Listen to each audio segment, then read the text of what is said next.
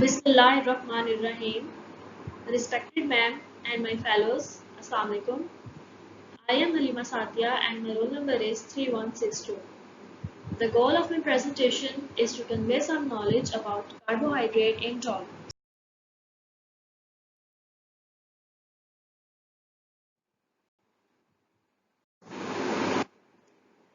Malabsorption syndrome. First of all, we will know about what is carbohydrate intolerance. So it is one of the malabsorption syndromes, for example, small intestinal bacterial growth, SIBO, short bowel syndrome, and inherited metabolic disorders. It is the inability to digest certain carbohydrates due to lack of one or more brush border disaccharide enzymes. Brush border is an area in the small intestine. And the above mentioned short bowel syndrome is a disease in which the size of small intestine is reduced. Carbohydrate intolerance is a worldwide phenomenon affecting millions of people across the world. The most common type of carbohydrate intolerance is lactose intolerance. Moving towards the categories, we have to know about the most common type of carbohydrate intolerance, that is lactose intolerance. So it has following types. First is primary, second one is secondary, third is developmental, fourth one is congenital. Starting from primary lactose intolerance, it occurs as the amount of lactase declines as people age. It means that as babies grow up or children become old, the amount of lactase is naturally decreased in the body. Secondary lactose intolerance is due to any kind of injury to the small intestine. Such injury could be the result of any infection, bacterial infection, it may be viral infection, etc., or any other sort of infection, inflammatory bowel disease, or other diseases. Developmental lactose intolerance may occur in premature babies and usually improves over a short period of time. It means that developmental lactose intolerance can be cured after some time. Congenital lactose intolerance is an extremely rare genetic disorder in which little or no lactase is made from birth. So the last one, which is congenital lactose intolerance, is a rare case in which no lactase is made naturally by birth. After that, we will know about the symptoms of carbohydrate. The malabsorption of sugars, carbohydrate intolerance, has complex and overlapping symptoms which include bloating. It's a condition in which a patient feels pain and stiffness in his abdomen. Diarrhea, constipation, weight loss, severe discomfort. The incidence of carbohydrate malabsorption disorder increased with the use of diets low FODMAP. What is FODMAP? FODMAP refers to the term fermentable oligosaccharides, disaccharides, monosaccharides, and polyols. All you are familiar with oligosaccharides, disaccharides, and monosaccharides. These include sucrose, lactose, maltose, glucose, and fructose. Polyols are sugar alcohols, for example, sorbitol, xylitol, etc. Here's in front of you is a chart of FODMAP diet, which a patient suffering from carbohydrate intolerance should eat or avoid. The food includes vegetables, fruits, proteins, fats, starch, cereals, and grains.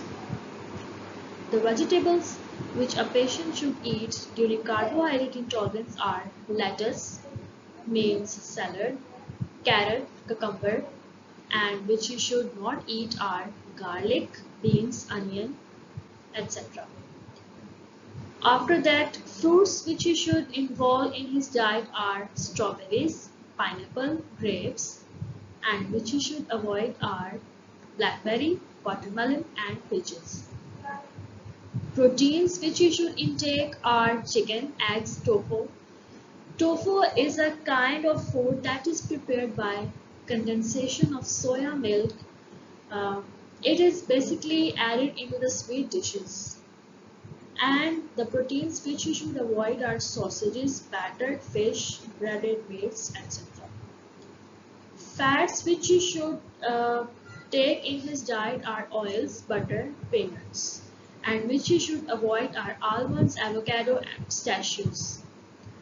Starches and cereals which you should intake are potatoes, tortilla, chips, popcorn, and which you should avoid are beans, gluten-based bread, and muffins. Here tortilla is a thin flat bread, muffins are the cupcakes, and gluten is a protein present in the wheat. After that, we will know about the process that actually happens in carbohydrate intolerance. Carbohydrate metabolism begins with the mastication of carb-rich foods, pasta and rice by the action of salivary amylase on starch and glycogen in the oral cavity to produce amylose and amylopectin. Glucose and fructose in honey and fruits require no further digestion and absorbed as they are. Here the interesting fact to know is that the food we intake contains many nutrients, includes carbohydrates, proteins, lipids. The carbohydrate is the first one whose digestion is started in the oral cavity in mouth. Next, we will see the role of small intestine in the absorption of carbohydrates. The dietary disaccharides such as maltose, sucrose, lactose, and trehalose must be broken down into simple sugars to be absorbed by small intestine. The structure of small intestine is that it contains microvilli with numerous folds which increase surface area with maximum absorption capacity of food to transport into bloodstream. Brush border enzymes. Disaccharidases are the enzymes that break down disaccharides into simpler sugars. These include lactase, sucrase, maltase, etc. In human body, disaccharidases are made mostly in an area of the small intestine's wall called the brush border, so they are called as brush border enzymes. A genetic defect in any of these enzymes will cause a disaccharide intolerance, such as lactose intolerance or sucrose intolerance. It means that the absence of an enzyme or any genetic defect can lead to the disease, a carbohydrate intolerance, which includes lactose intolerance or sucrose intolerance. Examples of disaccharidases are lactase, maltase, sucrase, trehalase. Lactase is the enzyme for the breakdown of lactose into glucose and lactose. Maltase breaks maltose into two glucose molecules. Sucrase breaks down sucrose into glucose and fructose. Trehalase breaks down trehalose into two glucose molecules. So these enzymes convert complex sugars into simpler molecules for the maximum absorption by the small intestine and to transport into bloodstream. After all this, how carbohydrate intolerance can be diagnosed? Following are the ways for the identification or diagnosis of carbohydrate intolerance. First one is clinical diagnosis, which is a simpler method in which a person suffering from carbohydrate intolerance is observed by noticing his symptoms and he is prescribed with a proper diet plan. Second one is hydrogen breath test for confirmation. What happens in this test? After the ingestion of lactose, fructose, sucrose or sorbitol, hydrogen and methane concentrations are sampled in expired air every 30 minutes for 4 hours. It means that samples are taken at different intervals to measure the concentrations of hydrogen and methane in the exhaled air of a patient. After that, details of test methodology and interpretation are then observed and patient is prescribed according to that. Coming towards the treatment of carbohydrate intolerance, it can be treated in different ways. Carbohydrate intolerance caused by temporary intestinal diseases disappears when the condition is successfully treated. In primary conditions, no treatment exists to improve the body's ability to produce the enzymes, but symptoms can be controlled by diet. It means that the best way to avoid and prevent carbohydrate intolerance and other malabsorption syndromes is to focus our diet, is to notice the nutrients present in our diet. And the best solution is to treat is to take a healthy diet.